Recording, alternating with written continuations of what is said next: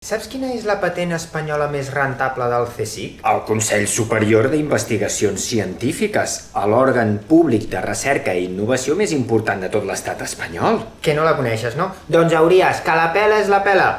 T'ho expliquem al Radical Lliure.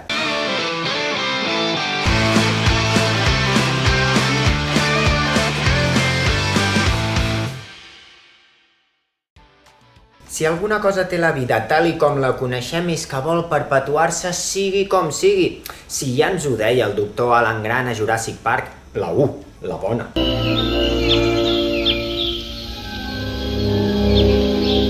La vida se abre camino.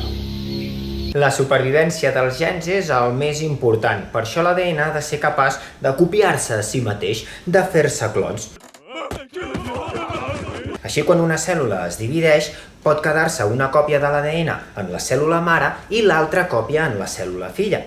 Però com ho fan les cèl·lules per copiar el seu ADN? No tenen escàners a dintre de les cèl·lules.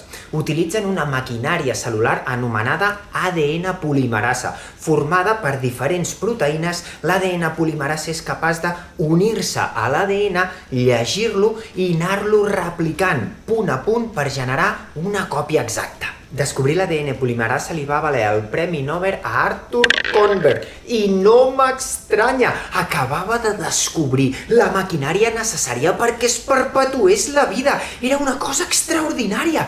A partir d'aquí, les persones dedicades a la ciència van començar amb les seves elucubracions. Imagina't poder fer servir aquesta maquinària per clonar l'ADN al laboratori a la nostra voluntat. Podríem revolucionar el món de la medicina perquè estudiaríem les malalties dels éssers humans sense utilitzar els éssers humans. Podríem revolucionar la biotecnologia perquè podríem crear fongs o bacteris transgènics que ens ajudarien en els processos industrials. I aquí és on entra la protagonista del nostre vídeo d'avui, Margarita Salas. La doctora Salas, científica asturiana, va fer un descobriment molt especial, l'ADN polimerasa del bacteriòfag Fi29.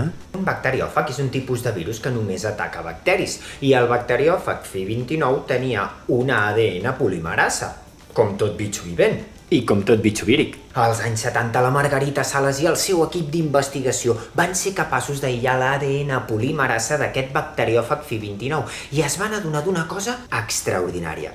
I és que l'ADN està en condicions normals formant aquesta doble hèlix.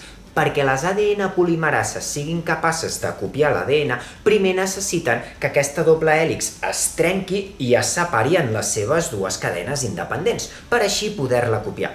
Però és que l'ADN polimerasa descoberta per la Margarita Salas era capaç d'agafar l'ADN amb la seva doble hèlix, separar-la i aleshores copiar-la, facilitant enormement aquest procés en els laboratoris. El descobriment de la doctora Salas i del seu equip es va estendre per tots els laboratoris del món. Gràcies a la seva ADN polimerasa vam poder seqüenciar el genoma humà, el genoma dels porcs, el genoma de les olives! Sí, el de les olives, per saber si l'oli que estàs produint és 100% arbequina.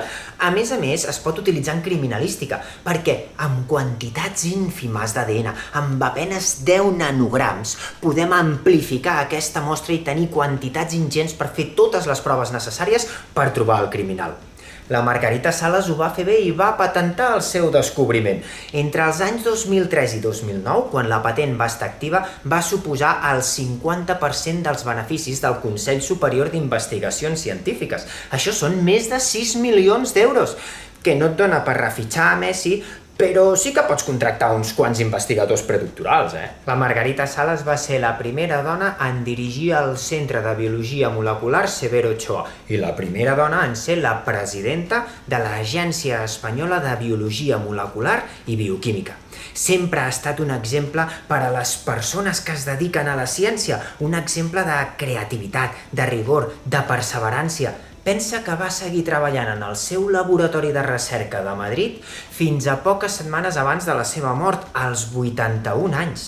I és que gràcies a la Margarita Salas hem entès una mica millor com funciona la vida.